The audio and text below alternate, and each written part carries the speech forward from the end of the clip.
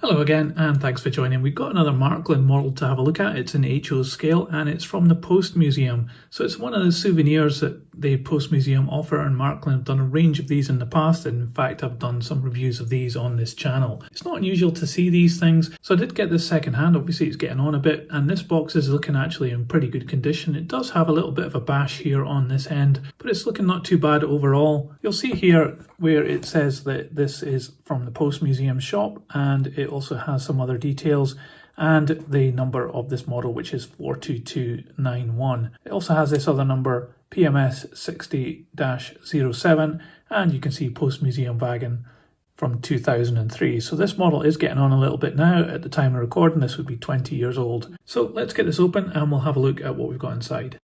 Well, no surprises, it is actually a postal wagon that we've got inside this box, and it's been presented in this really nice green colour, and it's got this silver roof as well, but you can also see that it has this green part in between the two. So this is quite an interesting design of wagon, because we have the brakeman's cab here, but it runs the whole length of the wagon. You can see this one is glazed, which is really good, and it has these metal handrails coming down as well as metal steps. So these are pretty standard parts. You see these on a lot of Marklin models from this era. Looking down the side of the coach, you start off with this whole bunch of numbers here which have been printed on really well, and then you come to the first set of doors with this nice window here, and it has a really good surround along with these bars printed into the plastic of the window, so that's looking really good. And then further down you can see some other printing here of this destination board. You can see the postal logo there, and down here on the chassis you can see a whole bunch of other printed stuff going on. There's another door here, and finally a door right at the end with some more printing on it, and all these three windows are glazed as well. You can see that the glazing is flush fit as well, which is really good. Down this end of the coach you've just got a set of ladders. These are actually in plastic this time. And looking up on the roof, you've got a couple of studs on the roof at this end. But this does actually look as though it's maybe suffered some damage, because it looks as though it should have studs on these parts here, and it has this line here which I think is meant to represent some kind of wiring or something between these, but it looks as though these have been broken off at some point, which is a real shame. Either that or Marklin have just reused the moulding here from a different model. The other versions of this wagon that I've seen did have a metal handrails up the top on here. So here you can see something that's really neat, which is the difference in colour between the silver and the green in this part here, and you've got some additional glazing as well as these vents moulded into the plastic, but the glazing is flush fit as well, so that's really quite cool. Looking down below, you've got these bogies which have got really nice detail on them. You can see the rivet detail and the springs, they look really nice. They've got integrated steps here as well.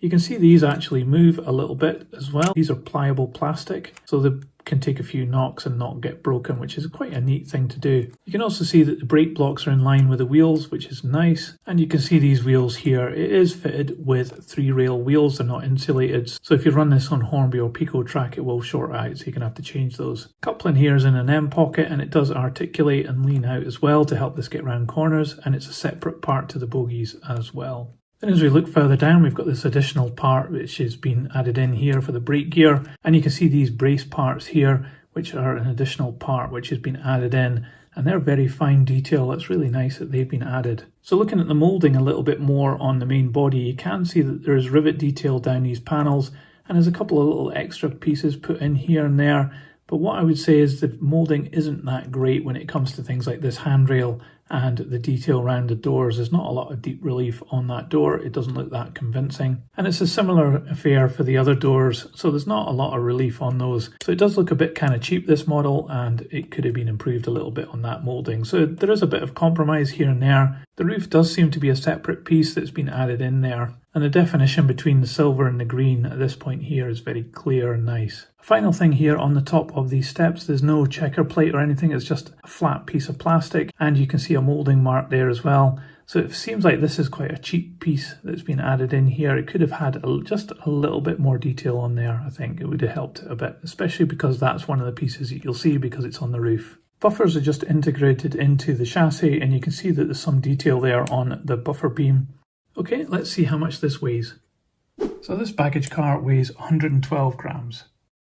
So overall, my thoughts on this baggage car are quite mixed. The things I like about this include the fact that it's got wire handrails going up to the brakeman's cab, and also I quite like the design of this model where it's got the brakeman's cab going the whole length of the roof of the coach, and that looks very interesting. The glazing on that part as well is very good, and I like the contrast between the silver of the roof and the green of that part. There's also glazing within the brakeman's cab, which is quite rare, and I quite like that as well. As normal, Marklin's printing is very good, and that's evident across this model because all the printed material on it is very clear and precise. I also like the articulation on the bogies, especially the couplings, because this will help it to stay coupled going around tight corners, and it's quite nicely engineered and it seems to be working very smoothly. Plus it has some really nice detail on the underframe. The added parts that have been put in really make it quite special. But I think what really lets this model down is the fact that the main body doesn't have that much detail on it. It could have had some more definition in the moulding, but the result of not having that means that it looks a bit flat down the side and it doesn't look as though it's a really good quality model, because that's the main part that you see. I'm not quite sure whether this had additional parts which have been broken off, but that could mean one of two things. Either the parts that have been added on aren't glued on that well, or they've just reused the roof from a different model and not bothered to tidy that up at all. Either way, that's not a good sign. And therefore, would I recommend this model to you? I think probably not. If you're collecting all the different Post Museum wagons, then yes, add this to your collection. It's the one from 2003 and it'll be a good addition in that respect. I think there are better postal wagons that you can get for your layout than this one, so I'd probably pass on it. Let me know what you thought of my analysis in the comments below. If you liked this video, please give it a thumbs up, and you can subscribe for more videos like this. I'll put this on the turntable so you can see all the way around. But that's it for today. See you next time.